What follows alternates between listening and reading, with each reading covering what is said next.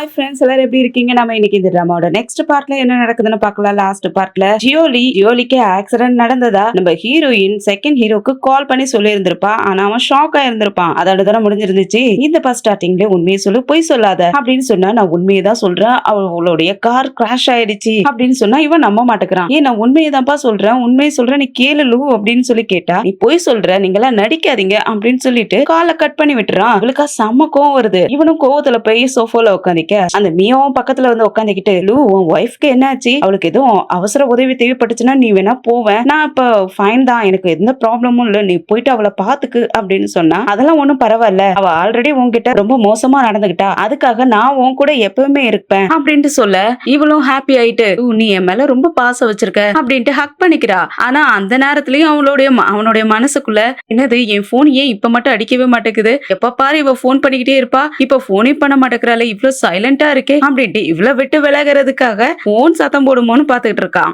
ஏன் இவனே தள்ளி விடலாம் இல்லையா, அதை செய்யாத போன் மேலையும் நம்ம செகண்ட் ஹீரோயின் மேலையும் குத்தம் சொல்லிக்கிட்டு இருக்கான். அதே சமயம் நம்ம செகண்ட் ஹீரோயின் இறந்தெல்லாம் போகல, அவ நல்லாதான் இருக்கா, பிளான் பண்ண மாதிரி ஒரு இடத்துல செட்டில் ஆயிடு. ஜியாங்கும் கால் பண்ணி என்னுடைய போன் ரொம்பவே சைலண்டா இருக்கு, இப்பதான் அவனுக்கு என்னுடைய அருமை என்னங்கிறது தெரியும், ஆனா அதை பத்தி எல்லாம் நான் கவலைப்பட போறது இல்ல, செத்ததுதான் தலைமறைவு தான், இனிமேல் அவன் கூட போகணுங்கிற அவசியமே கிடையாது அப்படின்ட்டு சொல்லிட்டு இருக்க. அதே சமயத்துல நம்ம ஹீரோயின் இதெல்லாம் பேசிக்கிட்டே என்ன பண்ணிட்டு இருக்கான்னா, ஒரு பாக்ஸ் இருக்கு, அந்த பாக்ஸ் ஒரு குட்டி செடிக்கு இடையில வச்சு மறைச்சிக்கிட்டு இருக்கா. அதுல குட்டியா ஒரு பாக்ஸ் மாதிரி கையில எடுத்துக்கிட்டு, இது எதுக்காக என் கையில கொடுத்துருக்க, இது ஏன் இங்க மறைச்சு வைக்க சொன்னேன்னு சொல்லி கேட்டா, நான் சொல்றது செய், நான் போடுற பிளான் எல்லாம் சரியா தான் போகும், அவன் கண்டிப்பா என்னை தேடி வருவான், அப்ப நான் என்ன சொல்றேனோ அதப்படி செய்யன்னு சொல்லிக்கிட்டு இருக்கக்குள்ளேயே ஹீரோ பின்னாடி வந்துட்டு இருக்கான். இவளும் ஏதோ உள்ள மறைச்சு வைக்கிறதையும் அவன் பாக்குறான். ஆனா இவளும் அவனை கவனிச்சிடறா. ஷாக் ஆயிட்டு திரும்பி பார்க்க ஹீரோ இருக்கானா, அதனால எழுந்திருச்சு ஷாக் ஆகி நின்னுட்டு இருக்க. நீ அங்க என்ன பண்ணிட்டு இருக்க, எதை மறைச்சு வச்சுட்டு இருக்க, இங்க வான்னு சொல்லி கூப்பிட்டா இவளும் ஒண்ணும் தெரியாத மாதிரி பின்னாடி கை வச்சு எதையோ மறைச்சுக்கிட்டு வரா.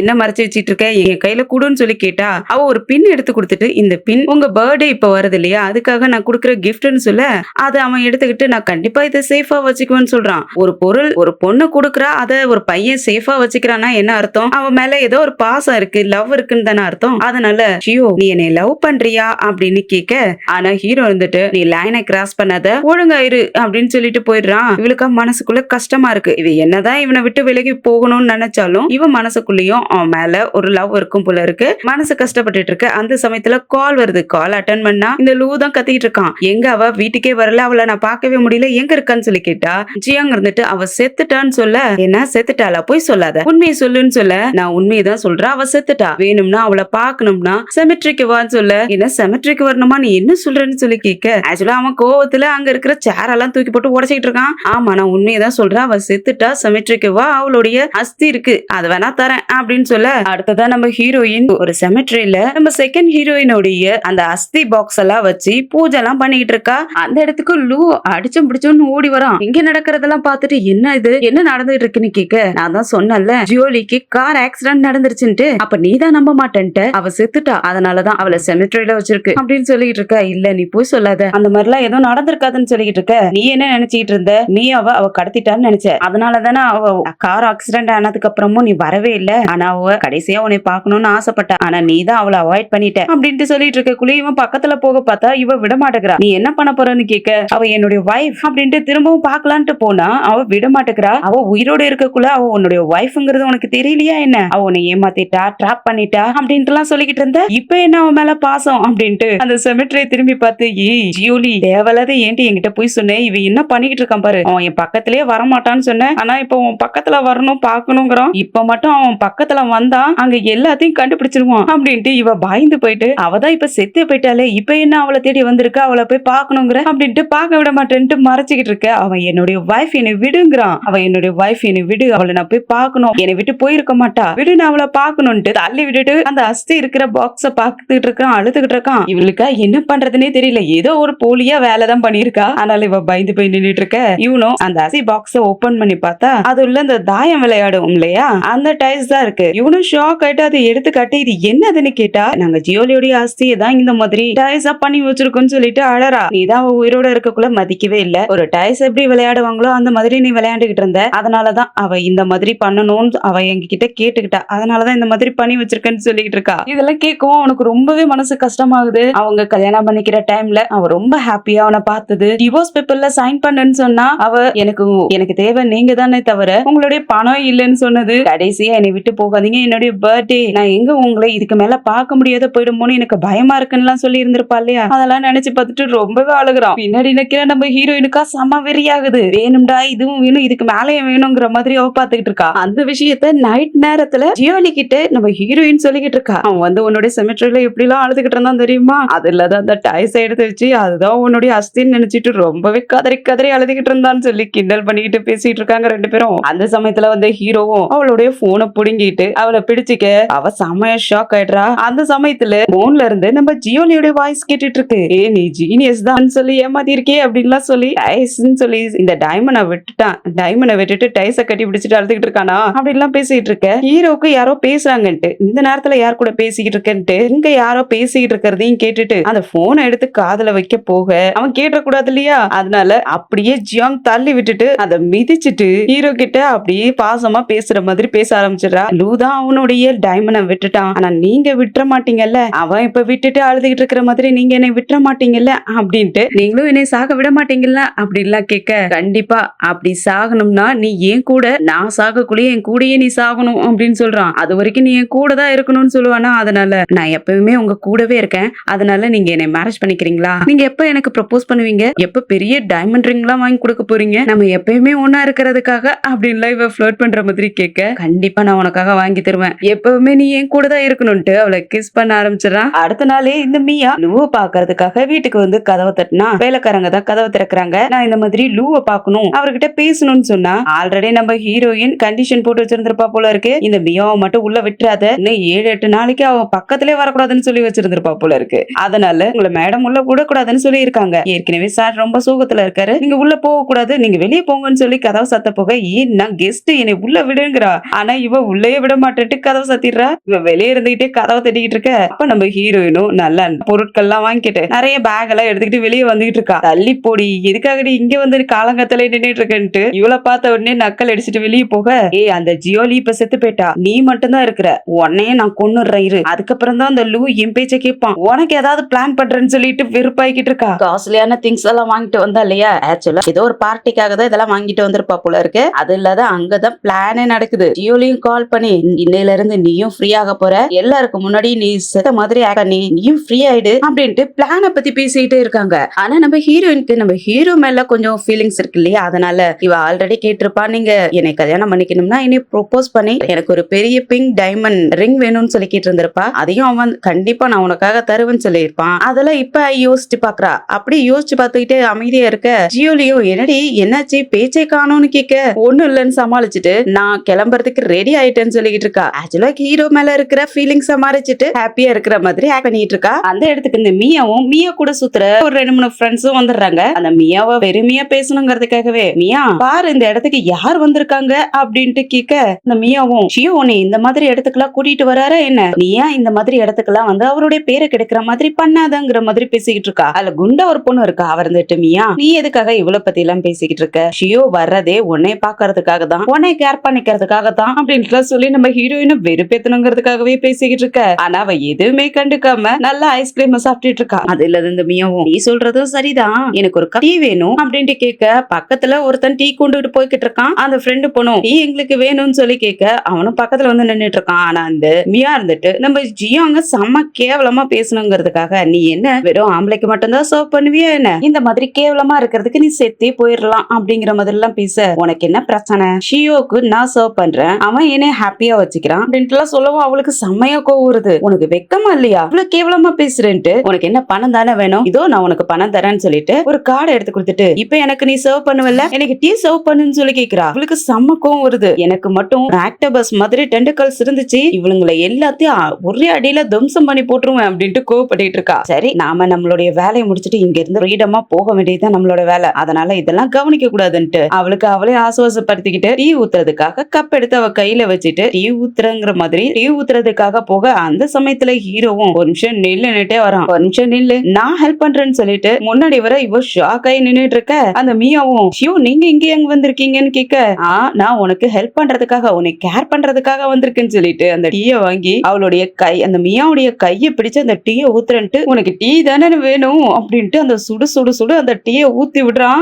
அவ கை சூடு தாங்க முடியாத துடிச்சுக்கிட்டு இருக்கா. வேணும்னு நல்லா வச்சு ஊத்தி விடுறான். கையில எல்லாம் பட்டு எரியுது. இத பாக்குற ஜியாங்க்கு ஷாக்கா இருக்கு. என்னது இவன் எனக்கு ஹெல்ப் பண்றானா என்ன அப்படின்ட்டு ஷாக் ஆக, ஆனா இவன் ஊத்துறத நிப்பாட்டவே இல்ல. சுட சுட ஊத்திக்கிட்டே இருக்கான். கையில எல்லாம் நல்லா பட்டு எரிச்சல் தாங்க முடியாத அவஸ்தைப்பட்டு இருக்கா. ஜியாங்கும் திரும்பி பார்த்துட்டு, ஷியோ என்ன பண்ணிக்கிட்டு இருக்கீங்கன்னு கேட்டுட்டு இருக்க. பின்னாடி இருக்கிற இவளுடைய இந்த மியாவுடைய ஃப்ரெண்ட்ஸ் எல்லாம் இருக்காங்க இல்லையா, என்னடி நீ பேசுன, உன்னைதான் ஷியோ கேர் பண்ணிக்குவான், அந்த ஜியாங்க சும்மா ஏரோலதான் வச்சிருக்கான்னு சொன்ன, இங்க என்ன உல்டாவா மாறி இருக்கு அப்படின்னு சொல்லிட்டு இருக்கா. இவ போதும் நிப்பாட்டேன்ட்டு அந்த கப்பையும் கீழே விட்டுறா. வலி தாங்க முடியல. அச்சோ நான் சூடு தாங்க முடியாத அந்த கப்பை கீழே விட்டுட்டேன் அப்படின்ட்டு பயந்துகிட்டே சொல்லிட்டு இருக்க. ஆனா அப்பவும் ஹீரோ அவளுடைய கையை பிடிச்சு, இவ்வளவு கேர்லெஸ்ஸாவா இருக்கிறது, அவ கொஞ்சம் கிளம்ஸியா தான் நடந்துக்குவா, நீ எதுக்கும் கவலைப்படாத, நான் உனக்கு பேண்டேஜ் எல்லாம் போட்டு விட்டுறேன், எத்தனை பேர் பார்த்தாலும் யார் பார்த்தாலும் எனக்கு கவலை இல்ல, நான் உனக்காக பேண்டேஜ் போட்டு விட்டுறேன்னு சொல்லிட்டு இருப்பானா. ஆனா இப்பதான் வேணும்னே அவ கையில டீயோ ஊத்தி விட்டான். அது கூட தெரியாத இந்த பொண்ணு, எனக்கு தெரியும் நீ என்னை ரொம்பவே கேர் பண்ணுவ, என்ன நினைச்சு நீ கவலைப்படுவேன்னு எனக்கு தெரியும்ட்டு ஹக் பண்ணிக்கிறா எல்லாருக்கும் முன்னாடி. அவளுடைய ஃப்ரெண்ட்ஸுங்களும் அதே போலதான் கொஞ்சம் அரமெண்டல்களா தான் இருக்கும் போல இருக்குது. இவங்களுடைய ட்ரூ லவ் பார்த்தா எனக்கு ரொம்ப சந்தோஷமா இருக்குன்னு சொல்லிட்டு பேசிட்டு இருக்காங்க. அப்ப ஷியோட பாக்கெட்ல இருந்து ஏதோ ரிங் மாதிரி தெரியுதா. அந்த ஃப்ரெண்ட்ஸுங்களும் ஷியோட பாக்கெட்ல பாரு ஏதோ ரிங் மாதிரி தெரியுது, இது மியாவுக்காக தான் கண்டிப்பா வாங்கிட்டு வந்திருப்பான், ரொம்ப எக்ஸ்பென்சிவா தான் இருக்க போகுது அப்படின்னு பேசிட்டு இருக்க.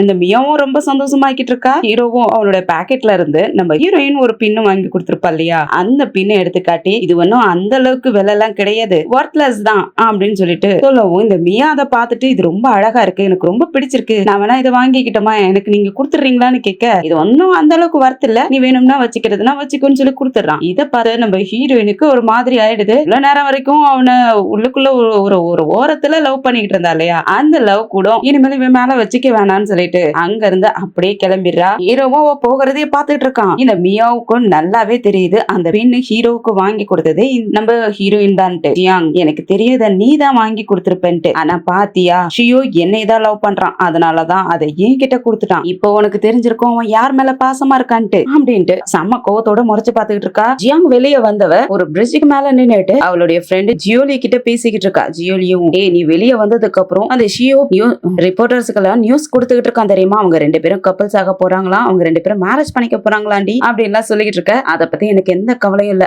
என்ன வேணாலும் படிட்டு போட்டும், இதுக்கு மேல நான் ஃப்ரீடம் ஆக போறேன் அப்படின்ட்டு ஒரு லெட்டரையும் பக்கத்திலேயே எழுதி வைக்கிறா. ஷியோ இதுக்கு மேல இன்னொருத்தவங்களாட்டம் என்னால இதுக்கு மேல வாழவே முடியாது, நீ பண்ண எல்லாத்துக்குமே ரொம்ப நன்றி, இதுக்கு மேல நான் அவன் கூட இருக்க போறது கிடையாதுன்னு சொல்லிட்டு ஒரு லெட்டரையும் எழுதி வச்சுட்டு அவனுக்காக ஒரு போன்லயும் மெசேஜும் போட்டு விட்டுறா. நீ இவ்வளவு நாளா என்னைய கேர் பண்ணிக்கிட்ட, காப்பாத்தின, நிறையவே எனக்கு ஹெல்ப் பண்ணன, என்னை நல்லபடியா பாத்துக்கிட்ட, அதுக்கு எல்லாத்துக்குமே ரொம்ப தேங்க்ஸ் அப்படின்னு சொல்லிட்டு அந்த போன்லயே ரெக்கார்ட் பண்ணிட்டு அந்த போனை கீழேயும் போட்டுறா. அடுத்ததா அதே சமயம் அப்படி என்ன இங்க நடக்குதுன்னு பார்த்தா ஹீரோ வெளியே வந்துட்டு இருக்க. ரிப்போர்ட்டர்ஸை யார கூப்பிட்டாங்கன்னு தெரியல. ரிப்போர்ட்டர்ஸ் எல்லாம் வந்துட்டு ஷியோ கிட்ட, ஷியோ நீங்களும் உங்களுடைய கேர்ள் ஃப்ரெண்டும் மேரேஜ் பண்ணிக்க போறீங்களாமே, அந்த பொண்ணு யாரும் ரொம்ப அழகா இருக்காங்கன்னு கேள்விப்பட்டோம், நீங்க ப்ரொபோஸ் பண்ண போறதெல்லாம் கேள்விப்பட்டோமே, என்னாச்சு ப்ரொபோஸ் பண்ணிட்டீங்களான்னு கேட்க, நான் ரிங்க எடுத்துட்டு வரல, யாருக்கும் ப்ரொபோஸும் பண்ணல, நான் யாரையும் மேரேஜ் பண்ணிக்கவும் இல்ல அப்படின்னு சொல்லிட்டு ரிப்போர்ட்டர்ஸ் கிட்ட சொல்லிட்டு இருக்க. அந்த இடத்துல மியாவும் கூட வந்திருப்பா போல இருக்கு. அவர் இருந்துகிட்டு, ஷியோ அவங்க என்னை பத்தி தான் பேசிக்கிட்டு இருக்காங்க, சொல்லுங்க நான் தான் உங்களுடைய கேர்ள் ஃப்ரெண்ட்னு சொல்லுங்கன்னு சொல்லிட்டு இருக்க. அவன் எதுவுமே பதில் சொல்லாம அங்க இருந்து போயிடுறான். அந்த ரிப்போர்ட்டர்ஸும் இந்த பொண்ணு கிட்ட சுத்திக்க,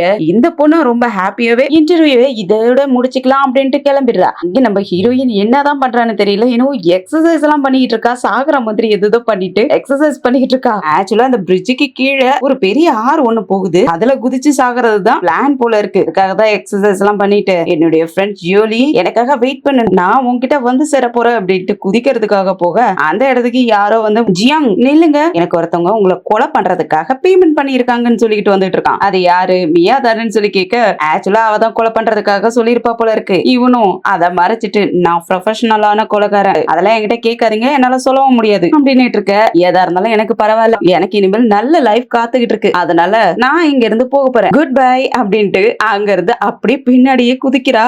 ஆக்சுவலா கொலை பண்ண வந்தவனுக்கே ஷாக்கா இருக்கு. இங்க இன்டர்வியூ நடக்கிறது இன்னும் முடியல போல இருக்கு. ஷியோ அமைதியா நின்னுட்டு இருக்க, எல்லாருமே கேள்வி மேல கேள்வி கேட்டுட்டு இருக்காங்க. இந்த மியாவும் என்ன ஷியோ இப்படி நின்னுட்டு இருக்கீங்க, அமைதியா நின்னுட்டு இருந்தா எப்படி உங்களுக்கு பதில் சொல்ல முடியும், சொல்லுங்க பதில் சொல்லுங்க அப்படின்ட்டு. சரி இப்ப எந்த கேள்வியா இருந்தாலும் கேளுங்கன்னு சொல்லி ரிப்போர்ட்டர்ஸ் கிட்ட எல்லாம் சொல்லிட்டு இருக்க. அந்த சமயத்துல ஒரு ஆள் வந்துட்டு, ஷியோ இந்த மாதிரி ஜியாங் பிரிட்ஜ்ல இருந்து கீழே குதிச்சுட்டாங்களாம், ஒரு ஆத்துல குதிச்சுட்டாங்கன்னு சொல்ல இவன் ஷாக் ஆயிட்டு ஓடுறான். அங்க இருந்து அவன் போனதுக்கு அப்புறம் இவளுக்கு ஒரு காலம் வருது. கால் அட்டன் பண்ணா அந்த கொலகாரன் ஒருத்தன் வந்தான் இல்லையா, அவன் தான். நான் அவளை பாத்துட்டேன், அவளை கொன்னுட்டேன், ஆத்துக்குள்ள தூக்கி போட்டுட்டேன்னு எல்லாம் சொல்லிக்கிட்டு இருக்கான். அவளா விழுந்தது ஈவன் நான் தான் கொன்னங்கிற மாதிரி சொல்லிக்கிட்டு இருக்கான். அப்படியே ரொம்ப நேரமா ஆகுது. ஹீரோ எல்லா இடத்துலயும் ஆளை வச்சு தேடிட்டு இருக்கான். போலீஸ் எல்லாம் வந்து தேடிட்டு இருக்காங்க. அவ குதிச்ச இடத்துக்கு ஹீரோவும் ஓடி வந்து பாக்குறான். அவ விட்டுட்டு போன லெட்டர் தான் இருக்குது. அந்த லெட்டர்ல இன்னொருத்தவங்கள மாதிரி வாழ்றதுக்கு எனக்கு விருப்பம் இல்ல, இனிமேல் வாழணுங்கிற அவசியம் இல்லைன்னு சொல்லிட்டு சூசைட் பண்ணிருப்பா இல்லையா, அந்த லெட்டர் மட்டும் தான் இருக்கு. அதை பார்த்துட்டு இன்னும் கதறி கதறி அழுதுகிட்டு இருக்கான். கூட இருக்கிறவனும் அவனுக்கு சமாதானப்படுத்திக்கிட்டு இருக்கான். அவங்க செத்துட்டாங்க விட்டுருங்க அப்படின்ட்டு. ஆனா இவனுக்கு செம்மையா கோவம் வருது. அவ செத்துட்டான்னு சொன்ன உடனே செம்ம கோவமாயிட்டு நிப்பாட்டு, அவ ஒண்ணும் சாக கிடையாது, அவளை கண்டிப்பா நான் கண்டுபிடிப்பேன். ஜியாங் நீ செத்து சொர்க்கத்துக்கே போனாலும் நான் உன்னை கண்டுபிடிப்பேன் அப்படின்ட்டு வெறித்தனமா கத்திக்கிட்டு இருக்கான். இங்க நம்ம ஹீரோயின் நல்லா அழகா ஒண்ணுமே ஆகல, நல்லா அழகா ஆத்த விட்டு வெளியே வந்துட்டு இருக்கா. நல்லா தண்ணியில நனைஞ்சதால நைட் வர ஆயிடுச்சா, அதனால குளிர்ல நடுங்கிக்கிட்டு எனக்கு ரொம்ப குளிருது, எங்க இந்த ஜியோலி என்ன ஆளை காணோம், இந்த ஷியோ வேற என்ன கண்டுபிடிச்சிருவானே, எப்பதான் இவ வருவாளோ தெரியலையேன்ட்டு பாத்துக்கிட்டு இருக்க. அப்போ ஒரு கார் முன்னாடி வருது. அந்த காரை பார்த்த உடனே இவ என்ன நினைச்சுக்கிறானா, நம்ம ஹீரோட காருன்னு நினைச்சுக்கிறா. சே இவ்வளவு சீக்கிரத்துல நம்மள கண்டுபிடிச்சிட்டானா அப்படின்ட்டு இவ ஷாக் ஆகி பாத்துட்டு இருந்தா. நல்ல வேலை அந்த இடத்துல வந்தது. ஜியோலி நான் உன்னை 2 மணி நேரமா தேடி கண்டுபிடிச்சேன் தெரியுமா, நீ எங்க இருக்குன்னு எனக்கு தெரியவே இல்ல, மீன் பிடிக்கிறவங்க கிட்ட கூட கெஞ்சி கேட்டு உன்னை தேட சொல்லியிருந்தேன், நல்ல வேலை நீ கிடைச்சிட்ட. அவளா போதும் போதும் நிப்பாட்ரி, உன் பேச்சை கேட்க முடியல, இத பாரு என்ன கொண்டு வந்திருக்கிறேன்ட்டு அப்படின்ட்டு ஒரு 2 கையில 2 தங்க கட்டி எடுத்துட்டு வந்திருக்கா. அதையும் அவ கையில கொடுத்துட்டு இத வச்சுக்கிட்டு எப்படி ஸ்விம் பண்றதுன்னு தெரியல, அவ்வளவு கஷ்டமா போயிடுச்சு தெரியுமா, இத நீ வச்சுக்கோன்னு சொல்ல. அவளுக்கு தான் பணம்னா ரொம்ப பிடிக்குமே, அதுவும் தங்கத்தை பார்த்ததுன்னு அதுக்கு கிஸ் பண்ணிக்கிட்டு ரொம்ப தேங்க்ஸ் வா போலான்னு சொல்லி கூட்டிட்டு போயிடுறா. இங்கே ஹீரோ விடுற மாதிரியே இல்ல, வலை விரிச்சு தேடிட்டு இருக்கான். போலீஸ் ஏகப்பட்ட இடத்துல அந்த தேடுறவங்க ஏகப்பட்ட இடத்துல தேடிட்டு இருக்காங்க. அதுவும் 20 கிலோமீட்டர்ஸ் வரைக்கும் தேடிட்டாங்க. நம்ம ஹீரோயின் யாருக்குமே கிடைக்கல, அவதான் தப்பிச்சு போயிட்டால. ஆனா ஹீரோ விடுற மாதிரியே இல்ல. அவனுடைய அசிஸ்டன்டும் சார் இந்த மாதிரி 20 மைல் வரைக்கும் நம்ம தேடிட்டோம், ஆனா கிடைக்கவே இல்ல, என்ன பண்றதுன்னா ஹெலிகாப்டர்ஸ் அனுப்பி வை, இன்னும் தேட சொல்லு, அவ கண்டிப்பா எனக்கு கிடைச்சவனுங்கிறான். நான் ஆல்ரெடி சொல்லிட்டேன் அவங்களுக்கு ஏதாவது ஆயிருந்தாலும் வாய்ப்பு இருக்கு அப்படின்னு சொன்னாலும், ஆனா ஹீரோ கேக்குற மாதிரி இல்ல. செம்மையா கடுப்பாயிட்டு அவளை எனக்கு உயிரோட கண்டுபிடி, அப்படி இல்லன்னா அவளுடைய உடம்பாவது எனக்கு கிடைச்சவனும் அப்படின்ட்டு கையில ஒரு நம்ம ஹீரோயின் கொடுத்துருந்துருப்பாளையா பின்னு, அந்த பின்னை தான் வச்சு பாத்துக்கிட்டு இருக்கான். அந்த பின்னை வச்சு அவன் கையிலேயே குத்திக்கிட்டு கையெல்லாம் கூட ரத்தமாயிடுது. இவ்வளவு பாசம் வச்சிருக்குவேன், அப்பயே ஆமா நான் உன்னை லவ் பண்றேன்னு சொல்லி இருந்திருக்கலாம், என்னை விட்டுட்டு போயிடாதுன்னு சொல்லி இருந்திருக்கலாம். நான் அப்ப வரைக்குமே அவனுடைய பணத்துக்கும் அவனுடைய இன்ட்ரெஸ்டுக்காகவும் தான் அவளை இழுக்கு தடிச்சுக்கிட்டு இருந்தா. இப்ப காணும்னு தேடிட்டு இருக்கான். அதோட தான் இந்த பாட்டு முடியுது. அடுத்த பாட்டுல என்ன நடக்குதுன்னு வெயிட் பண்ணி பார்க்கலாம். இந்த வீடியோ பிடிச்சிருந்துச்சுன்னா லைக் பண்ணுங்க, உங்க ஃப்ரெண்ட்ஸ் அண்ட் ஃபேமிலிக்கு ஷேர் பண்ணுங்க. அப்படியே நம்ம சேனலையும் சப்ஸ்கிரைப் பண்ணி பெல் ஐக்கனை கிளிக் பண்ணி வச்சுக்கீங்க. அப்பதான் நான் போடுற வீடியோட நோட்டிஃபிகேஷன் உங்களுக்கு வந்து சேரும். அடுத்த பார்ட்ல சந்திக்கிற வரைக்கும் பாய் அண்ட் தேங்க்யூ.